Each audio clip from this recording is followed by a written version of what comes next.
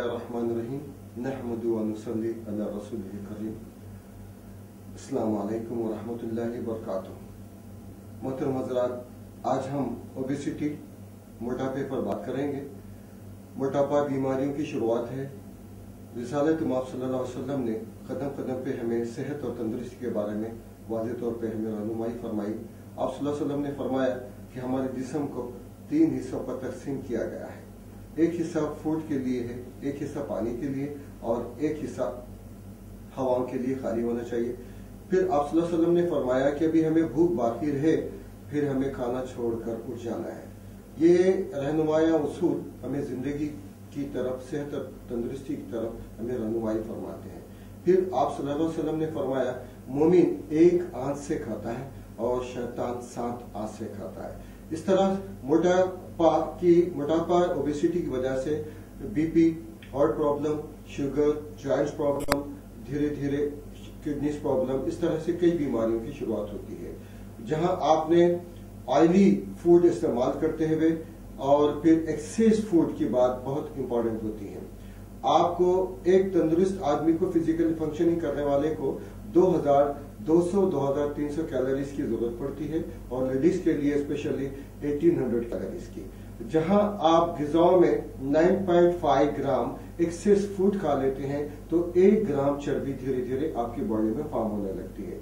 और इस तरह से 4 से 6 साल के अरसे में यकीनन यही फैट एब्डोमेन के नीचे, आपके साइड्स में, कमर के पास, हिप्स में और थाइज में इस तरह से धीरे धीरे आपके वजन में इजाफे की शुरुआत होती है। यहाँ आप फिजिकल फंक्शनिंग छोड़ देते हैं और दवाओं की तरफ आप राग़िब होते हैं। इस तरह से बाज़ हालात में आप गलत तरीक़ेकार यानी आप वॉक करना शुरुआत कर देते हैं। वॉकिंग नॉर्मल वेट जो होता है उनके लिए मुनासिब होती है। अब नॉर्मल वेट जिसका वेट 15-20 केजी होता है या 30 केजी एक्सेस वेट है, ज्यादा वॉक करने से घुटनों के जो कार्टिलेज है वो डैमेज होते हैं, धीरे धीरे घुटनों के दर्द की शुरुआत होती है। इंशाल्लाह आज मैं ये कोशिश करूंगा ओबेसिटी को कंट्रोल करने के लिए बहुत ग्रेट एक्सरसाइज इंशाल्लाह मैं वाज़ेह तौर पे आपको बताऊंगा। फिर धीरे धीरे बात करते हुए फिर इंशाल्लाह मैं ये भी आपको कोशिश करूंगा कि ओबेसिटी को ग़िज़ाओं के जरिए कैसे कंट्रोल किया जा सकता है, छोटे मोटे नुस्खों के जरिए। सबसे पहले हम करेंगे तो ताड़ासन। ताड़ासन में टोटल बॉडी को स्ट्रेच करते हैं और 6 नॉट 5 मसल्स और 2 नॉट बोन्स को हम एकदम से एक्टिवेट कर लेते हैं। ताड़ासन टोटल बॉडी को मैं स्ट्रेच कर रहा हूं। मिनिमम आप 3 टाइम करेंगे, 5 सेकंड तक रिलैक्स हो जाएंगे। फिर यहां से अभी हम करने जा रहे हैं सबसे पहले क्लॉकवाइज और एंटी क्लॉकवाइज में आपको धीरे धीरे उसकी मिकदार बढ़ाते रहेंगे। ये मेरा डेमोन्स्ट्रेशन है, इसलिए गौर से देखेंगे। 1 2 3 4 5 रिलैक्स। इसी को रिवर्स लेंगे। फिर इसी तरह 1 2 3 4 5 रिलैक्स। दूसरे पैर से क्लॉकवाइज में 1 बड़ा सर्कल, 2 3 4 5 अपोजिट 1 2 3 4 5। डाइजेशन सिस्टम अच्छा हो जाएगा, आपकी फैट मेल्ट होने लगेगी। जब आप बैलेंस फूड खाएंगे यकीनन 1 से 2 मरतबा जब आप टॉयलेट जाएंगे आपकी फैट मेल्ट होती हुई वजन भी कम होता रहेगा। अभी जबकि वजन आपका ज्यादा होता है, आप वॉक करते हैं, कार्टिलेज डैमेज हो जाते हैं। कार्टिलेज को हम सेव करने के लिए, वजन को और फैट को मेल्ट करने के लिए साइकिलिंग कर रहे हैं हम लोग। 1 2 3 4 5 रिलैक्स। इसी को उल्टे करेंगे। 1 2 3 4 5 रिलैक्स। अभी हम दोनों पैर को एक साथ 1 2 3 4 5। बीच बीच में आपको रिलैक्स लेना है। Long breathing, deep breathing. जब हार्ट बीटिंग बढ़ जाती है आपकी सांसों को नॉर्मलाइज करना होता है। उल्टी साइकिलिंग 1 2 3 4 5 रिलैक्स। नेक्स्ट में मकर आसन। आपकी साइड्स में जो फैट होती है उस फैट को हमको मेल्ट करना होता है और इस तरह से हम दोनों हाथ को बिल्कुल बाजू रखेंगे, दोनों पैर मिले हुए होने चाहिए, राइट की तरफ और गर्दन लेफ्ट की तरफ। राइट 1 साइड्स की जो फैट है उसको हम मेल्ट कर रहे हैं इस तरीके कार से। रिलैक्स। दूसरी साइड को इस तरह से आप 5 सेकंड तक 10 सेकंड तक इस तरह से रुके रखेंगे। धीरे धीरे इनकी मिकदार बढ़ाते रहिए। रिलैक्स। अभी हम धीरे से राइट टर्न लेंगे। राइट टर्न लेके आपको फिर ये आपके सोने का तरीका होता है, इस बात पे ध्यान देंगे और धीरे से आप पेट के बल आ जाइए। बहुत ग्रेट आसन माने गए हैं, यकीनन बहुत अच्छे रिजल्ट आ रहे हैं इसके। अभी हम सबसे पहले टोटल एब्डोमेन पे हम दबाव डालना है। हाथ कमर पे रखेंगे, सांस लेते हुए अप, रिलैक्स। अभी मैं यहां से करने जा रहा हूं सर्पासन। सांस लेंगे और सांस छोड़ेंगे। आपको धीरे धीरे 1 2 3 4 5 relax. Long breathing, deep breathing. अब इसकी मकदार आप बढ़ाएंगे, यकीनन आपके फैट मेल्ट होगी। ये बिल्कुल सच्चाई है इन बातों में। लेकिन इन चीजों के साथ साथ, एक्सरसाइज के साथ साथ आपके लाइफ स्टाइल को बदलना होता है। धीरे से राइट टर्न। लेफ्ट हैंड का मैं सपोर्ट ले रहा हूं, उल्ट के बैठ जा रहा हूं। फिर हम जिस तरह से हमारी नमाजों में कायदे में हम बैठते हैं, यही कायदे की फायदियत।